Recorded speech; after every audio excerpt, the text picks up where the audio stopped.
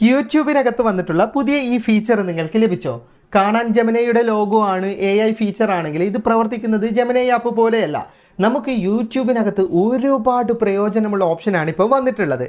നമ്മളിപ്പോൾ ഒരുപാട് ലെങ്ത്തുള്ള വീഡിയോ ആണ് കണ്ടുകൊണ്ടിരിക്കുന്നതെങ്കിൽ അതിലെ വിശദാംശങ്ങളൊക്കെ വളരെ ചുരുക്കി ഈ ഓപ്ഷൻ നമുക്ക് പറഞ്ഞു തരുന്നതാണ്.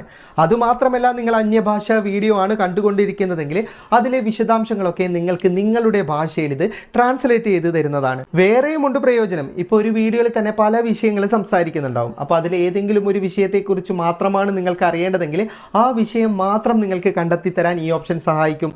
അതുപോലെ തന്നെ നിങ്ങൾ കണ്ടുകൊണ്ടിരിക്കുന്ന വീഡിയോയിൽ എന്തെങ്കിലും സംശയം ഉണ്ടെങ്കിൽ ആ കാര്യങ്ങൾ തത്സമയം നിങ്ങൾക്ക് ചോദിച്ച് മനസ്സിലാക്കാൻ പറ്റും. ഇങ്ങനെ നിരവധി പ്രയോജനങ്ങളാണ് ഈ ഒരൊറ്റ ഓപ്ഷനിലുള്ളത്.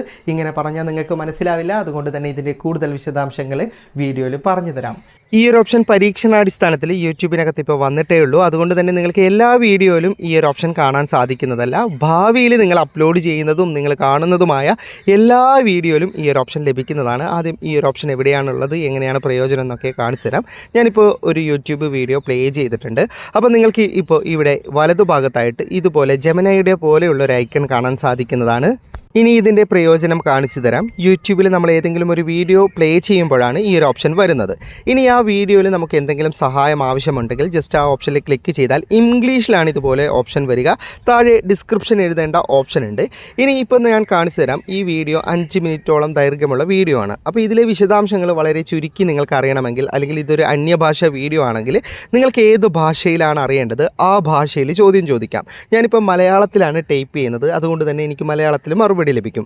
ഇതുപോലെ നിങ്ങൾക്ക് നിങ്ങളുടെ ഭാഷയിൽ ടൈപ്പ് ചെയ്ത് സെൻഡ് ചെയ്ത് കൊടുത്തു കഴിഞ്ഞാൽ നിങ്ങൾ ചോദിച്ച ഭാഷയിൽ തന്നെ അത് മറുപടി നൽകുന്നതാണ്. ഇപ്പം നിങ്ങൾക്ക് കാണാം, ഞാൻ ഈ വീഡിയോ ചുരുക്കി വിശദീകരിക്കാനാണ് പറഞ്ഞിട്ടുള്ളത്. വളരെ ചുരുക്കിയിട്ട് ഓരോ മിനിറ്റിലും സെക്കൻഡിലും എന്തൊക്കെയാണ് സംസാരിക്കുന്നതെന്ന് വളരെ വ്യക്തമായിട്ട് എഴുതി തന്നിട്ടുണ്ട്.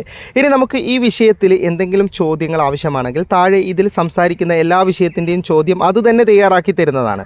അതിലേതെങ്കിലും ആണ് നമ്മുടെ സംശയങ്ങൾ, ജസ്റ്റ് അതൊന്ന് സെലക്ട് ചെയ്ത് കഴിഞ്ഞാൽ ആ ചോദ്യം നമ്മൾ ചോദിച്ച ആ ചോദ്യത്തിൻ്റെ മറുപടി ലഭിക്കുന്നതാണ്. ഇനി നമുക്ക് സ്വയം ചോദ്യങ്ങൾ എഴുതാൻ സാധിക്കുന്നതാണ്. നമുക്ക് ആ വീഡിയോയിൽ കണ്ടതിൽ എന്തെങ്കിലും സംശയം ഉണ്ടെങ്കിൽ അത് ചോദിക്കാം. അല്ലെങ്കിൽ മറ്റൊരു ഭാഷയിലുള്ള വീഡിയോ ആണെങ്കിൽ ഇത്ര മിനിറ്റിൽ എന്താണ് പറഞ്ഞിട്ടുള്ളത് എന്ന് ചോദിക്കാം. അല്ലെങ്കിൽ വീഡിയോയിൽ പറഞ്ഞിട്ടുള്ള ഏതെങ്കിലും കാര്യം മനസ്സിലായിട്ടില്ലെങ്കിൽ അതിനെക്കുറിച്ചിട്ട് ചോദിക്കാം.